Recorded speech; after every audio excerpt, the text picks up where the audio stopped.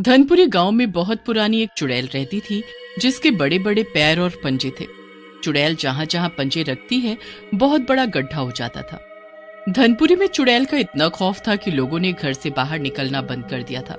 सौरभ अपने कमरे में आराम कर रहा होता है, तभी उसे कुछ आवाजें आती हैं और उसका बेड हिलने लगता है। अरे अरे अरे अरे ये क्या, भूकंप आ रहा है क्या? सौरभ बाहर जाकर देखता है। उसकी नजर एक चुड़ैल पर पड़ती है, जिसके पैर बहुत लंबे होते हैं। जैसे जैसे वो कदम आगे बढ़ाता, वहां पर बहुत बड़ा गड्ढा हो जाता है। सौरभ ये देख बहुत घबरा जाता है और डर जाता है। अरे बाप रे, इतनी बड़ी चुड़ैल! ये तो लगता है पैरों की धमक से ही मुझे मार देगी।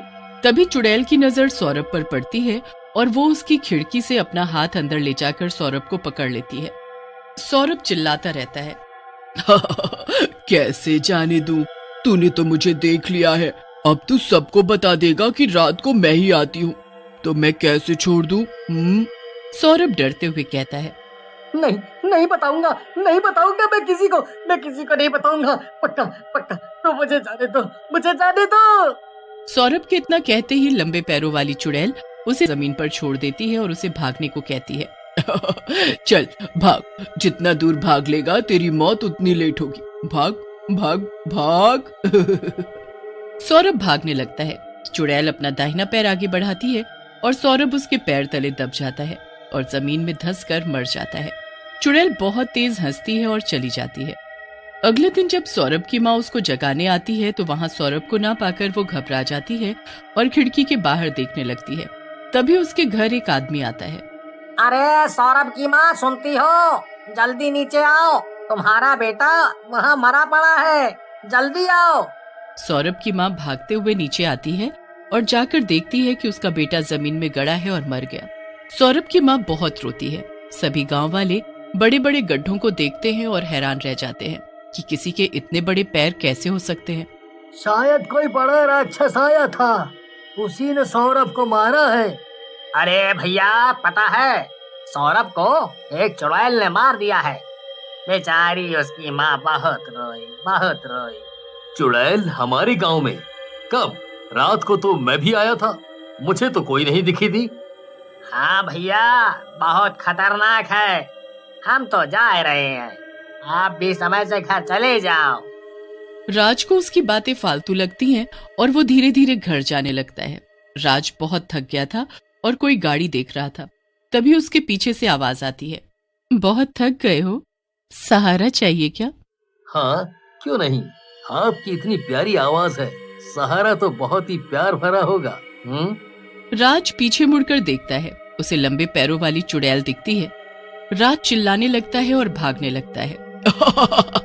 भागो भागो भागो, कितना भागोगे? मैं एक पैर लाऊंगी और तुम जमीन में गड़ जाओगे। बचाओ बचाओ, लंबे पैर वाली चुड़ैल से मुझे बचाओ। राज भागते भागते अपने गांव की ओर जाता है। उसके चिल्लाने की आवाज से सारे गांव वाले बाहर आने लगते हैं। राज को चिल्लाते हुए देख गांव वाले उससे पूछते हैं, क्या हुआ राज, तुम चिल्ला काहे रहे हो? हैं? जैसे कौनो भूत देख लिया हो, ऐसा है क्या? अरे भैया, भूत ही समझो, इतनी लंबी चुड़ैल जैसे मानो आसमान छू रही हो, इतने लंबे लंबे पैर, जान बचानी है तो भागो। गांव वाले डर जाते हैं और हाथों में मशाल ले लेते हैं। लंबे पैर वाली चुड़ैल राज के पीछे पीछे गांव में भी आ जाती है। गांव वाले बहुत घबरा जाते हैं और इधर उधर भागने लगते हैं। तभी चुड़ैल अपने पैर पटकती है, सब तरफ आंधी आने लगती है। बताओ राज, तुम इनसे मदद मांगने आए और ये तो खुद ही भाग रहे हैं, ये तुम्हारी क्या मदद करेंगे? राज को याद आता है कि उसके गुरुजी ने उसे एक मंत्र दिया था चुड़ैल से बचने के लिए।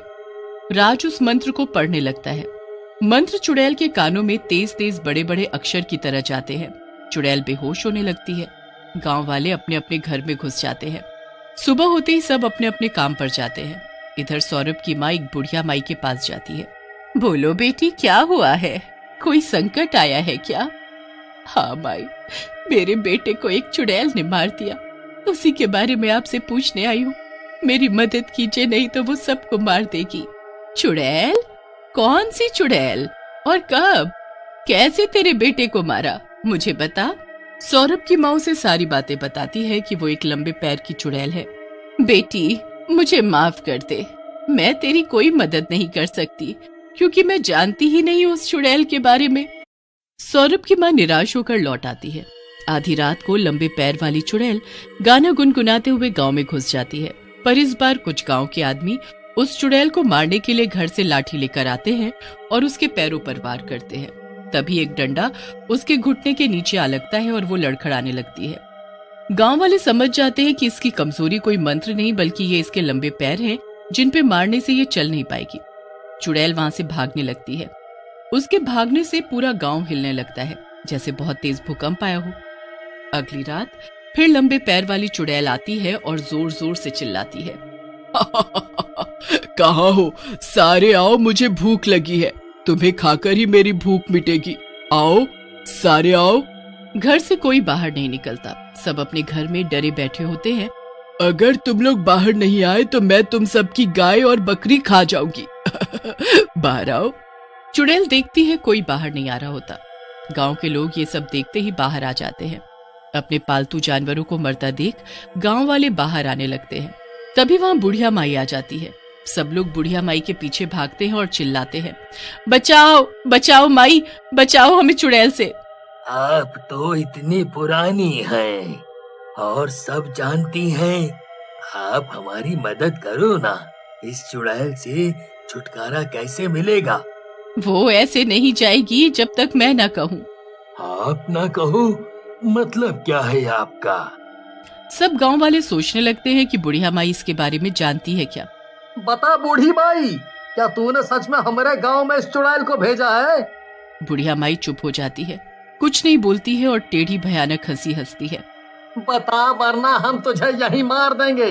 बता बता, क्या तूने ही? हाँ, मैंने ही इसको यहाँ भेजा है तुम सबको परेशान करने के लिए, ताकि तुम्हारा गांव बर्बाद हो जाए और मैं उस पर राज करूं। राज करूं का क्या मतलब है? बहुत सालों पहले जो पुराना मुखिया था गांव का, उसने मुझे काला जादू और टोटका करते पकड़ लिया था और मुझे गांव से बेगाना कर दिया था। तभी मैंने सोच लिया था कि तुम्हारे गांव को बर्बाद कर दूंगी। इस चुड़ैल को मैंने ही बनाया है और ये मेरे इशारे पर ही सारे काम करेगी और तुम लोग बस देखते ही रहोगे।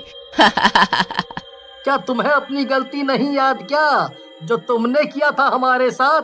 है, हमने तो तुम्हें सिर्फ इस गांव से निकालने की गुहार की थी, लेकिन तुमने तो कितने लोगों को मरवा दिया था भूतों से। शुक्र था मुखिया का जिन्होंने सिर्फ तुम्हें हमारे गांव में एकांत किया, सिर्फ, समझी? जो भी है, अब चुड़ैल से बचो तब बकवास करना। सौरभ की माँ वहाँ आ जाती है और फूट फूट कर रोने लगती है। उसे देख सब गांव वाले उदास हो जाते हैं। कितनी बेरहमी से चुड़ैल ने सौरभ को मारा था। बता जल्दी बूढ़ी माई, ये कैसे मरेगी? वरना इस बार हम तुझे गांव से बाहर नहीं, जान से मार देंगे। अपनी भलाई चाहती है तो बता दे। ये चुड़ैल तभी मरेगी जब इसके पैर कमजोर हो जाएंगे। अब तुम लोग देख लो कैसे कमजोर करना है। बूढ़ी माई इतना बोलकर शान से वहां से खिसकने लगती है। तभी राज उसे पकड़ लेता है और एक पेड़ से बांध देता है। अब जब तक ये चुड़ैल नहीं मरेगी तब तक तू ऐसी ही बंधी रहेगी। गांव वाले सोचने लगते हैं कि ऐसा क्या करे जिससे वो चुड़ैल अपने लंबे पैरों से किसी का नुकसान न कर पाए। जिन लोगों ने चुड़ैल के घुटनों पर वार किया था उन्हें चुड़ैल की कमजोरी याद आती है। वो बाकी गांव वालों को इकट्ठा करते हैं। सुनो सारे, इस चुड़ैल की ताकत उसके लंबे पैर हैं, पर उसकी कमजोरी भी उसके पैरों में ही है। अगर हम उसके घुटनों पर मारते हैं तो वो कमजोर होती है और खड़ी नहीं हो पाती है। अगर वो खड़ी नहीं हो पाएगी तो हमें परेशान नहीं कर पाएगी, जिससे हम उस पर काबू पा सकेंगे, समझे? तुम सही कह रहे हो। फिर राज और मुखिया प्लान बनाते हैं कि चुड़ैल के घुटने के नीचे मारने से जैसे ही वो कमजोर होगी वैसे उसे नीचे गिरा देंगे और फिर उसे बांधकर आग लगा देंगे। फिर वो सारे मिलकर वैसा ही करते हैं। चुड़ैल जलकर मर जाती है। चुड़ैल को मरता देख बूढ़ी माई भी डरने लगती है और माफी मांगने लगती है। पर सौरभ की माँ अपने बेटे के बदले उसे भी चुड़ैल के साथ ही जला देती है और इस तरह गांव लंबे पैर वाली चुड़ैल से मुक्त हो जाता है।